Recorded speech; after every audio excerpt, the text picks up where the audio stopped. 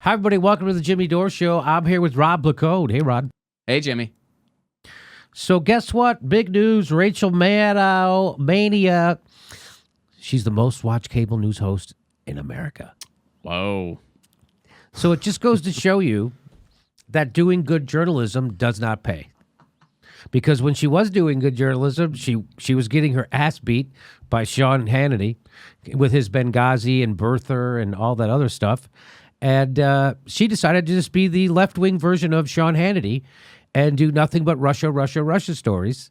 And we've already showed you that Michael Moore, what he had to say about Rachel Maddow's story selection. So here he is when he was talking about the West Virginia Teachers Union strike that didn't get covered on MSNBC, and this is what he said about it.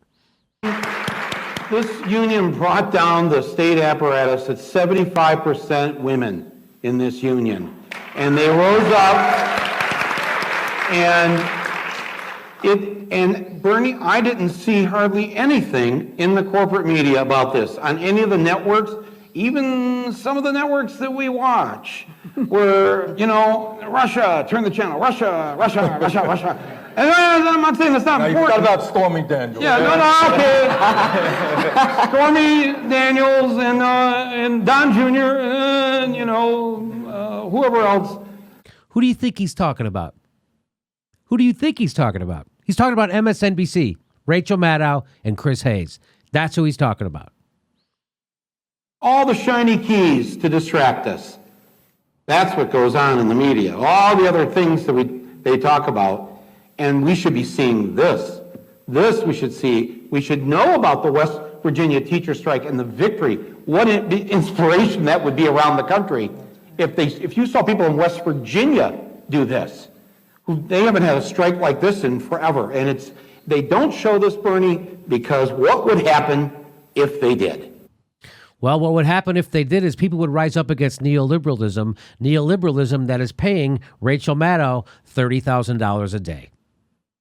A day she gets paid. $30,000 a day, probably more. A day. You know what's ironic is the one thing her and Sean Hannity have in common is to get that number one spot, they both shifted to the right. From where they were at. So Rachel Maddow has dethroned Fox News' Sean Hannity last month to seize the title of most watched cable news host. According to figures from Forbes, the Rachel Maddow show turned in the best ever performance with an average of, I would say, the worst ever performance with the highest ratings.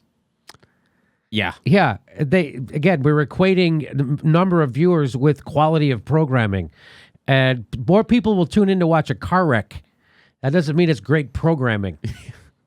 I used to refer to Rachel Maddow as the diamond in the rough. Now, when I see her on TV, I'm like, ooh, that was rough. Yeah, She beat him in all the. She beat him everywhere in the demo and the whole thing. CBS top-ranked host Anderson Cooper ranked a distant 10th. Wow, really? That's cool. But is there a better person to tell you about the struggles of everyday people than a member of the Vanderbilt family? I wonder why he's number 10. MSNBC has enjoyed a rating surge of late thanks to its position as a progressive foil to President Donald Trump. It's not a progressive foil to Donald Trump. It's an establishment neoliberal attack dog for the establishment. That's all it is. It's a not faux progressive. foil. It's not Democrat. It's not liberal. It is, what is it? A faux foil. It's a faux foil. I like that. I like that too. Alliteration. Its top three primetime hosts, Maddow, Chris Hayes, and Lawrence O'Donnell, have collectively branded themselves the resistance.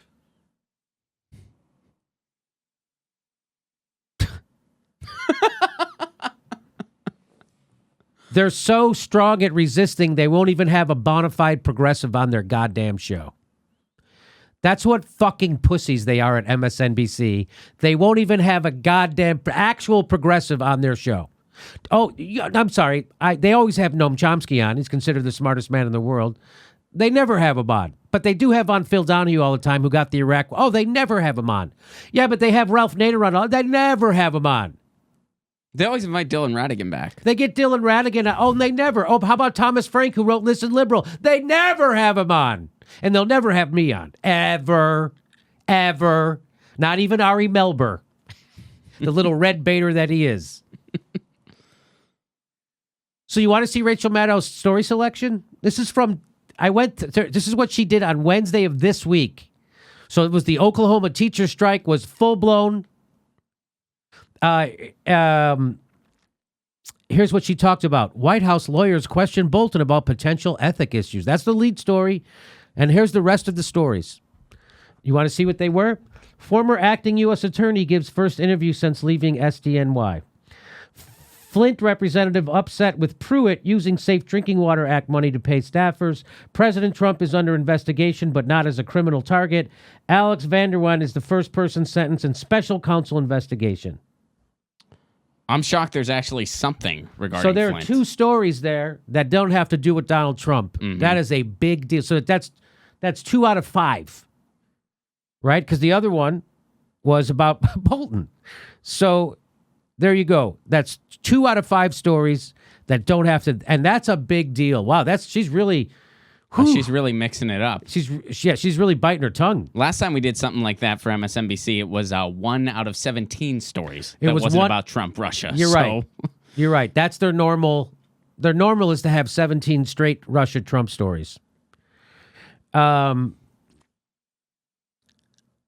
that's just from. I just decided, okay, I'll go to her thing, and I tried to go back. They won't allow you to go back, like to look at what the videos were for Tuesday. I don't know what they're still trying to pull over at MSNBC by making it hard to get to their videos. They're resisting. They are resisting. Well, I like The Onion, the way they covered Rachel Maddow. Instead, the Huffington Post will tell you she's the #1 news. Here's how The Onion covered it. Fuming Rachel Maddow spends entire show just pointing wildly at a picture of Putin.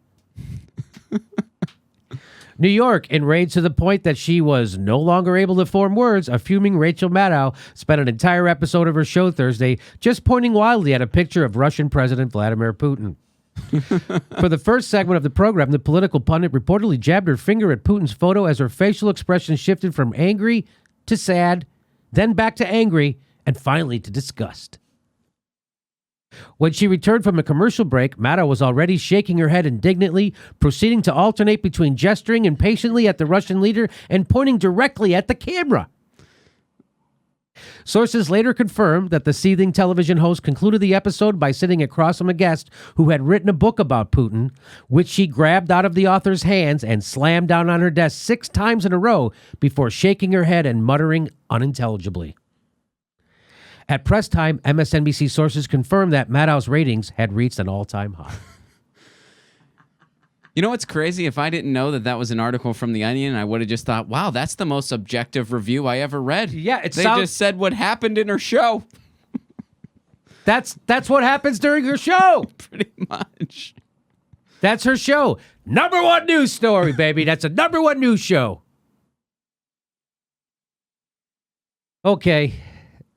And now you know why people get their news from YouTube. Now you know why people get their news from YouTube. And thank God they suck so hard. Because now I get to make fun of them. And they suck. And they suck. And don't kid yourself. And I don't ever want to be part of their club. There's a lot of people at the Young Turks who do. Who they don't... I'm sure that my mission in this show is to be the antidote of the establishment media, not to be accepted by the establishment media. I do not want to be accepted by them, because if I am, I know I'm doing something wrong. I don't want to go work for Jeff Bezos and not be allowed to tell the truth about war, the economy, Amazon, monopolies, horrible working conditions. I don't want to work for Jeff Bezos. I have a little bit too much integrity. And I certainly don't want to work for Comcast, because I have certainly way too much integrity for that place. They fire people who are anti-war, like Phil Donahue. And then people like Rachel Maddow pretend they're progressive. She's a pretender. A $30,000 a day pretender. And I bet you she makes more than that a day. I bet you she's making close to $50,000 a day now. A day! That's your progressive hero. She's going to fight back against the oligarchs. She is a goddamn oligarch. And she's not on your side. Well, pretend is very accurate because, what do her and Sean Hannity have in common? And the fact that she unseated Sean Hannity at number 1, they're both the ultimate partisan hack against whoever's president. In Hannity's case, it was Obama. In Maddow's case, it's Trump. So it's this illusion. It's this fake little conflict that's about as real as professional wrestling, and it's about as far from news as you can get. And that's what it takes to be number 1. Rob, that was very well put. I should have ended the segment right there. But I'm going to ruin it by talking more. And saying that what does Sean Hannity and Rachel Maddow also have in common? They called Roger Ailes a friend. I like it. And now you know the rest of the story. So please don't let the bastards win. How do we fight back against the bastards? You make sure you're subscribed. It takes a second. Or click that bell so you get a notice when we drop videos. Come see a live show June 30th in Portland, Oregon. Or become a patron, and we'll give you hours of bonus material every week. Plus, we're on Steam It. We're steaming it right now.